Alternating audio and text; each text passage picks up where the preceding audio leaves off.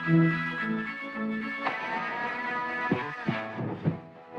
from downtown Vancouver, this is the Christy Clark Show. Now, here's your host, Christy Clark. Thanks for spending some of your afternoon with us. Today, we're going to check in on the state of BC ferries again because the rate increase goes into effect on Friday. We'll talk to some people in coastal communities and have a debate about what constitutes a subsidy. The transport minister says he won't step in and help out users of these ferries because they're being massively subsidized. We'll also ask the question, how long will it be before BC Ferries abandons those routes altogether and just leaves them to the private sector? BC Ferries, how long will it be before they abandon the routes where they don't make money? This is Christy Clark here on CKNW News Talk 980.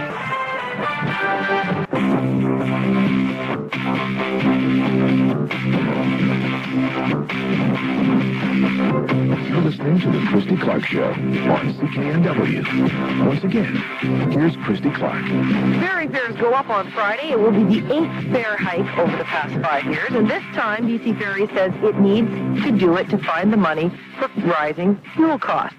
And since the provincial government refuses to chip in, they're dumping almost all of those new costs on users. The impact of the new fare increases, well, according to BC Ferry's latest annual report, these unprecedented fares, as they say, could result in a decline in ferry traffic. And that's a quote. No kidding. And I'm betting that fares have finally gotten so high that for every dollar they raise, it will actually garner less in revenue. Higher fares mean fewer passengers, so the accountants will have to subtract paying customers from every new dollar they add to ticket prices. And at this rate, how long will it be before they abandon the routes where they don't make any money? How long before the provincial government abandons their responsibility to provide a public service to many of the people who depend on the ferries to travel or ship their goods? Our transportation minister seems to have an insatiable appetite for funding highways if they require blacktop, and he seems perfectly at peace with providing free ferries on inland lakes in BC, but he doesn't seem to have the same affection for our maritime highway on the coast. Jim Abram is with the Strathcona Regional District on Vancouver Island. Tony Law chairs the Denman-Hornby Ferry Advisory Committee. Welcome to you both. Good afternoon to you, Christy. Thanks for having us on. Now, let me start with you first, Jim. The provincial government won't step in to keep fares down. They say people who live on the smaller routes are being massively subsidized by the province already. Yeah, hi, Christy. Sorry I didn't say hi before, but you're on radio, something happened. Anyway, nice to talk to you again. You too. The subsidy that comes to the ferry corporation is really a pittance compared to what it needs to be. It's been a flat $92 million, contrary to the minister's $150 million that he keeps lumping other people's money into. Part of that, my comment is directed at the federal government. They throw in about $26 million in round numbers every year, and that's because they recognize the ferry system as part of the Trans-Canada highway system, and yet our minister provincially won't recognize that. So anyway, that $150 million is really a sham. It's not enough, and we are subsidizing the rest of the province, including our own roads, through our rural taxes that we pay from the islands, from the Sunshine Coast, from all the ferry-dependent communities, in the massive numbers, massive millions per year goes to the provincial government from our property taxes to pay them to use money throughout the whole province to take care of the roads that need to be maintained. Tony Law, what about you? You live on a small island. The transportation minister says you are being massively subsidized. Well, if you look at the figures over the first 5 years, the government actually took out of BC Ferries almost as much money as it put in. It took out a $400 million debenture payment, and it also gets annual payments on its share. So it only put in about a net $300,000 in the first 5 years of the contract. So that's one thing to look at. The other is, we all know that transportation generates trade generates healthy economies and, healthy society. And it's absolutely bizarre to be cutting back on what is essentially part of the province's transportation system. The province established the ferry service to help coastal communities develop and be connected to the province. People have established businesses and homes and community infrastructure. People come to visit our islands and buy what we have to offer. And, now they're cutting aside this essential part of the transportation system, something they wouldn't dream of doing anywhere else in the province. Well, and that's the thing that I don't get about the subsidy argument. I mean, all right, if there is a subsidy going in, and I guess, Tony, you would argue that it's not much of a subsidy anyway, but going in to support people who live on the smaller routes, why don't they say that they're subsidizing people who live in Whistler by the massive expansion of the Sea to Sky Highway? I mean, I occasionally go up to Whistler. I suppose I benefit from that expansion of the highway, but the math they do suggests that only people who live at the end of one of these transportation routes are the people who are being subsidized. Why don't they do that, apply the same math to the highways that they build and then maintain that they do to the ferry routes? Well, you ask a really good question. I think we have to acknowledge that BC is a mountainous coastal province and that transportation costs are expensive wherever you are. So we've got a highway here going up to Mount Washington where nobody lives, but it's kept open at great expense and really well maintained so that people can go up there and spend money and, enjoy that part of BC. Our island communities are an important asset to the province. People from elsewhere in the province, people from elsewhere in the world like to come and experience what we uniquely have to offer. And I'd like to see the province support, every corner of BC being accessible to British Columbians and to other people that want to come and visit and enjoy our province. Now, mountains and islands are difficult to build roads or to have ferries. Ferries are expensive, but that's the cost of living in a rugged province. Now, Jim, back to your point, because I remember the last time I talked about this, I got an interesting email, a couple of them actually, from people who said, look, when it comes to roads, they are paid for through our gas taxes, and in fact, people who pay their gas taxes more than support the provision of building roads in this province. So, do you feel like people who are paying for the roads maybe are being overburdened by actually being asked to also pay for the ferries? Absolutely, and I think that, we not only pay through the gas taxes, but like I said, what's called a rural tax, the tax line on your property tax bill, is specifically for roads now because we pay our policing through the local governments, and it used to be roads and policing were in that rural tax. So, just in the rural tax alone, we're paying an additional $1 million to the provincial government just for Cortez and Quadra Island. That's a lot of money. If you take the Sunshine Coast and Southern Gulf Islands and all of those other areas that they serve, it's a lot of money.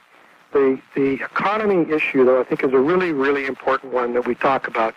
Things like Cortez Island seafoods, Quadra Island seafoods, the minister and others wouldn't be able to eat as well as they do in restaurants when they go there without these products coming from our islands.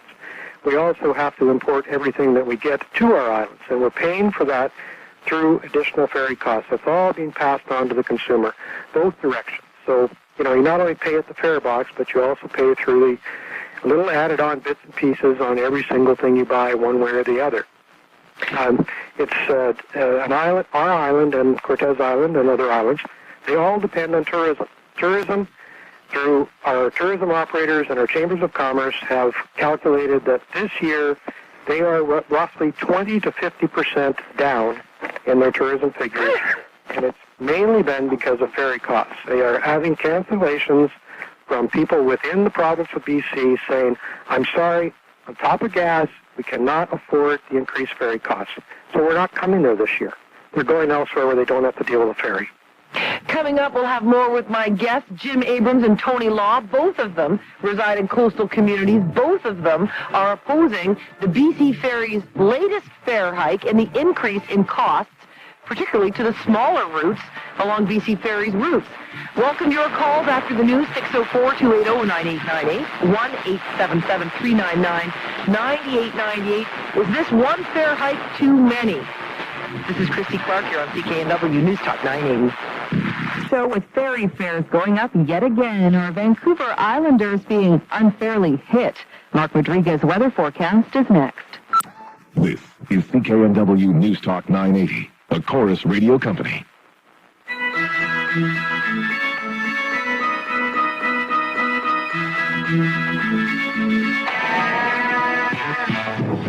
Live from downtown Vancouver, this is the Christy Clark Show. Now, here's your host, Christy Clark. I'm here with Jim Abram and Tony Law. They both live in very dependent communities, and they are both opposing the provincial governments or their proxy BC Ferries a fare increase that will be taking effect on Friday. It's the 8th fare increase in the last 5 years. Now, Tony, what do you predict this is going to do to traffic? Seems to me you can only raise fares so much before you actually start to see fewer people taking the ferries. Well, this is already happening, Christy. There's been a small increase on the major routes, but if you look at the minor routes that serve our islands, there's been a steady decline for over a year now, which is quite worrying, and you can only see that getting worse. And of course that reflects on, island economies and also raises questions about the sustainability of the route itself. How much longer can they keep increasing fares and dealing with reduced traffic? And there's going to be a point of no return hit pretty soon. Jim Abram, how much longer until they actually just abandon those routes and leave them to the private sector to do? Well, I'm sure that, that's part of the Coastal Ferry Act, that they're supposed to look at trying to do that on a regular basis, and I think they tried one recently, just put it up there to see if anybody was interested, and they weren't, of course, because it's just not sustainable to try and run a service that is actually a public service, that's actually a marine highway transportation system as a business and make money at it. But they haven't quite got that through their heads yet, and they will continue to try, and I'm sure they will go so far as to try and cut the service by cutting out numbers of sailings, and that's going to make it even more and more difficult for people to live here, and probably more and more difficult for the ferry corporation to survive. It's just a totally vicious circle. Maybe they can see if they can privatize the road to Horsefly or to Clinton, and then see if they can put a toll on it. Maybe the private sector will be interested in taking that over. Well, it's very frustrating when we hear about how we're given so much money and we are taken care of by the government, et cetera, yet all of the other bridges and roads and water crossings that happen in the province are actually heavily subsidized, and they're paid for by all of us, by all provincial people that pay taxes or pay by gas or whatever. So it's not really a fair situation. It's not a fair comparison, and I think that's got to change. We're working really hard in our communities to try and revitalize them, to try and have mixed-age populations. With the demographics changing to an older population, we want to try and keep younger people here. Younger people cannot afford to live here anymore. They're moving away. They're going to move across the water, and then eventually we're going to have to hire them back to cross over the water again to come over here and service all of the older people. Oh, well, then, Jim, though, the government won't have to subsidize all those schools that they have and all the hospitals that they have in your communities. Come on, it's a big money-saving venture, Jim. Yeah, well, it's, I guess if you get down to that point, I guess, they could be looking at that. But it certainly blows away the government's climate action plan. It's going to cause more people to be traveling more often on ferries, using more fuel, traveling more by cars, rather than having people live in their own community, be self-sufficient, have a nice, community that they can actually be proud of, and provide products to the rest of the community in the province. Let's get some calls on here. 604-280-9898. Toll free, 1-877-399-9898. Hello, Steve. Hello. How are you doing? Thanks for joining us. Yeah, hi. I work for BC Ferries, actually, over on Salt Spring Island. And I live on the big island on Vancouver Island. And I have to commute back and forth by boat. And you know what? I'm a little pissed with the whole argument here. My costs to get to and from work have gone up hugely. I pay huge money for merge on the Salt Spring Island side when the millionaire waterfront property owners pay, well, they pay actually about a fifth of what I pay for 5 times the service. They got exclusive use of docks and stuff. And you know what? Costs go up, right? If people on these little islands want to work, they can't hire anybody on these little islands to work for BC Ferries. So, they got to bring people in, and these islanders are not making it easy to keep things the way they are. Tony, can you respond to that? Because you live on a little island. Yes, I live on a little island, and of course it's a challenge for BC Ferries sometimes to get qualified crew, and not all the crew necessarily want to live on a small island, so that there certainly is a challenge from that respect. But I think this is going back again to the argument that Jim made, that this is a public transportation system that the province is running, and the impacts, the economic impacts and the social impacts are going to end up being costly. Our islands generate a certain amount of revenue for the province from property taxes and from businesses and so on. And if the tax base goes down, we're no longer contributing the same amount to the province. Plus, people are going to end up moving into other areas. And I know in the Comox Valley they've got a serious housing problem already that's partly being exacerbated by people moving in from small communities. So, not dealing with this problem is going to end up creating other problems, and I think the province needs to look at the big pictures instead of looking at a few dollars saved by not supporting BC Ferries adequately. Let's get Helen on. Hello, Helen. Hello there, Christy, and your guest. You'd mentioned that the government doesn't seem to recognize the BC Ferries as part of the Trans-Canada Highway. Has there ever been any thought given to moving the capital to the mainland, where it should be? Them's fighting words, Helen. Oh, holy cow. What? Yeah, them's fighting words. You're going to get yourself in trouble talking about that. Well, that belongs here. They don't have a sewer system. The MLAs don't have to travel so far by plane. Pollution. They want to be green. Move it over here. It would pay real quick for itself. I'm not sure that's a solution, Helen. We'll leave that one for another day. Hello, Steve. Hello, Christy and guest. My suggestion is what they do down in the States, where the small communities actually own the ferries, and then it's taken out of their property taxes, and they can charge the tourists whatever they want to go over to the communities on little islands. I live on Vancouver Island, work in Vancouver. I have to I come back and forth each week, Monday and Friday. So I keep two places, a house on the island and I rent a place over here. So it's, my costs have gone up. I walk on and walk off the other side. But there's, these little ferries, we're subsidizing these guys with cottages, that are over there. And the people that live there, they should be able to own that ferry and charge whatever they need to make it pay. Now, and Steve, employ people locally. Now, Steve, how do you respond, though, to people who live in Whistler, many of whom have a second home, very, very expensive property? Sea to Sky Highway is going to be a huge boon to people who, am I subsidizing people, wealthy people, who can afford a second home in Whistler? Because it seems to me the argument seems, if you make one argument, the other one sort of follows. Oh, I agree with you there, but the fact is that Whistler brings in, or that community up north, brings in a far greater revenue than any of the smaller communities on the coast. And so where the fishing is down, the logging is down, and all these things are happening on the island, that's why I have to work in the mainland, and I commute. So the guys at Whistler that are owning these large homes and stuff like that community up there can be driven to in a day or an hour. Whereas when you get on a ferry, it takes you forever to get to, like, say, Quadra Island or Gabriel Island or any of those islands. Yeah, okay, thanks for that, Steve. Jim, you want to speak to that?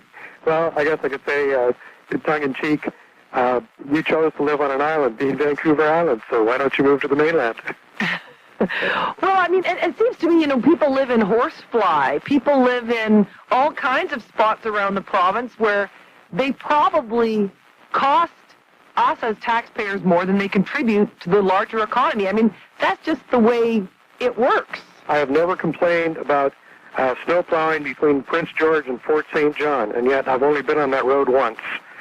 And yet every year we pay for the snow plowing back and forth for people to be able to travel back and forth. So, it's all part of sharing the provincial asset, being the highways. Coming up next, we'll have more with my guests and lots more of your calls after the break. We're talking about BC Ferries fare increase, which comes into play on Friday. This is Christy Clark. You're on the Chorus Radio.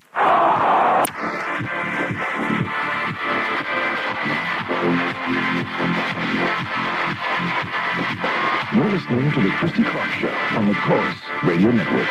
In Vancouver, call 604-280-9898. Toll-free long distance, 1-877-399-9898. Once again, here is Christy Clark.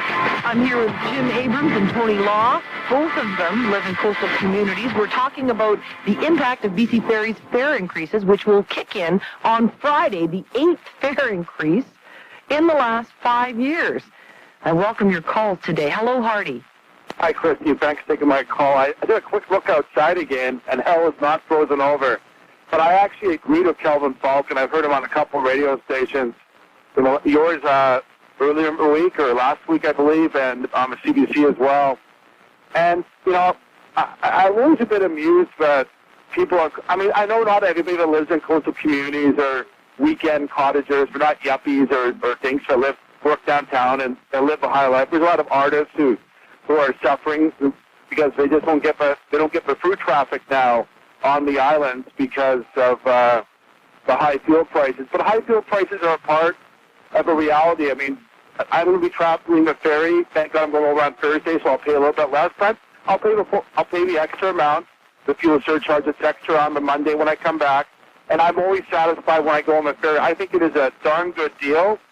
And the thing is, if you are using it because you have to commute back and forth from work, you're living in the wrong place. That's the price you pay. I would love to live up country or on Vancouver Island, but I choose not to because of work.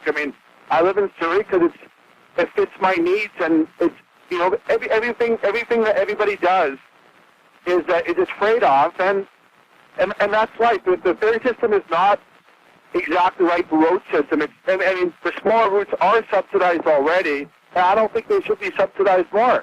Hardy, thanks for that. Tony, price you pay for living on a small island, and you better expect that it's going to be a little more expensive than living in Burnaby or Surrey or Coquitlam. Well, it's already a lot more expensive because, everything that comes and goes has to come and go on the ferries. So, we're paying a lot more for food and fuel and getting septic tanks over and all that kind of stuff. So, yeah, the costs are high. The question is, do we want these communities to continue or not? If you look at incomes on Hornby, it's about earnings on Hornby about 45% of what they are the provincial mean. On Cortes, they're even lower. So we're losing our young people. If we're losing our young people, we end up losing the communities. We are not able to provide the services that people expect when they come to the island. So we're really talking about the health of the communities. Now, if you look at Scotland and Newfoundland, both those governments decided to make a political commitment to their coastal communities and actually reduced ferry fares because they said that our coastal communities are an important part of our country or our province, in the case of Newfoundland. So it's really a political decision of whether we want to have these communities as part of the mix of British Columbia or not. Hello, Bob. You're on the Christy Clark Show. Yes, good afternoon, Christy. Your guests seem to be attempting to leave the impression that the small island ferry routes aren't being subsidized by the rest of us taxpayers in the province. Well, it's my understanding they are. BC Ferries, I think, in total between the feds and the province is $150 million. Their problem is they just want more. I think that's the crux of it, Bob. Yeah, Jim, that is what you're asking for, isn't it? Yeah, we are asking for more. We're asking for a fair share, and we're certainly not getting it. And that's just the fact of the matter. The marine highway is being treated differently than the paved highway, and that's the way it is. Now, explain this to me. The provincial government has stepped up to the plate and is covering the increase in the impact of increased fuel costs for the northern routes, but not the southern ones, both of which lose money. How come? Well, one of the reasons that I've heard, anyway, is that the northern routes cannot bear the cost of any further increases. When I talk to the people that live in Bella Coola and Bella Bella and Prince Rupert, they say to me that it's now sort of at the saw-off point as to whether or not they fly or take the ferry. And as far as speed goes, better off flying. So BC Ferries knows that they have now reached their point of no return on the fares. They can't go any further. The market just will not bear any further cost. So that's that's what they're doing in the north, and they figure that they can still squeeze a little bit more out of the islands. But I think it's time the service was put back where it belongs in the highway system. And how come the provincial government gives away inland ferry fares for free? Well, it's a good question, and I certainly wouldn't want the inland ferries to have to start paying. I would sooner see it go the other way, where the saltwater ferries don't have to pay, because, when we were under the highway system, it cost $5 to cross with a car and driver for Quad Island. This is the 10-minute run we're talking about. It's less than 2 kilometers, and, it's now going to be up over $30 to go that same route. This minister is just not considering the logic of this move about going back into the highway system. His arrogance was displayed very clearly last April when the prices went up 9%, when he talked to our valid concerns by saying, "Oh, boo-hoo." This is a minister of the Crown speaking to the public, which he supposedly serves. So I don't know how much longer the Premier will put up with such behavior, but we need to get back in the highway system. That's all there is to it. Now, I got an email from Wayne, and he says, please straighten your guests out. Property taxes go to city and municipal governments, not to the provincial government. Is that what you were talking about, Jim? Yeah, well, tell Wayne he's wrong, okay? Wayne, if you look at your property tax bill, there are 3 lines on it if you live in a non-municipal area, an unincorporated area. The first line is school taxes, the second line is rural tax, and then you'll have a section that is local property taxes. And within there, you're going to be paying for things like the library, which is somewhat of a provincial service. You're going to be paying for your hospitals, and you're also going to be paying for your policing services, along with all of the local services like garbage, sewer, water, etc. So, that's the way the property taxes are done. And your school taxes, we all know, don't go for schools. They just go straight into general revenue from the provincial government.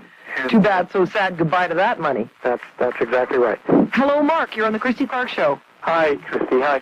I just want to say I live on Gabriola Island, and I've watched this community just completely crumble. It's destroying people here because of the price in the supermarket now here. We have to go to Nanaimo. But the thing that annoys everybody on the Gulf Islands is, if I don't ever go to the Okanagan.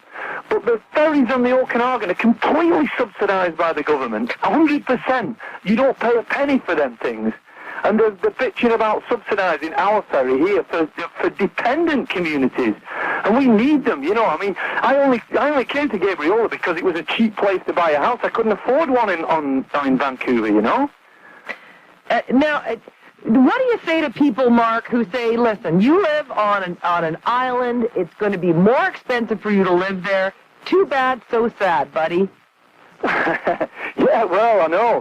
Well, there is that, but there's also the fact that we don't have all the conveniences of the city. It's not easy living on these islands. We get the summers that are nice, but as far as the community, it is like going back in time, in effect, really, but you do miss out on a lot that people have in the city, and we have friends that come over from Vancouver and they say, wow, it's a nice place, but I couldn't live here. Mark, thanks to you for that. I'm sorry I have to cut you off because I have to go. Jim Abram, Tony Law, thanks to you both. Thank you so much, Christy.